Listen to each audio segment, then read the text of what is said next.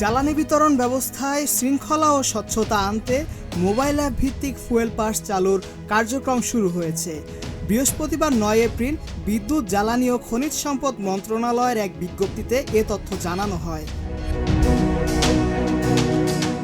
বর্তমানে ম্যানুয়াল পদ্ধতির কারণে ফিলিং স্টেশনগুলোতে দীর্ঘ সারি, বিলম্ব এবং একাধিকবার জ্বালানি সংগ্রহের মতো সমস্যায় কৃত্রিম সংকট তৈরি হচ্ছে। এসব চ্যালেঞ্জ মোকাবেলায় কিউআর কোড ভিত্তিক এই ডিজিটাল সিস্টেম চালু করা হয়েছে, যা বিতরণ প্রক্রিয়াকে অটোমেশন ও রিয়েল টাইম মনিটরিংয়ের আওতায় আনবে।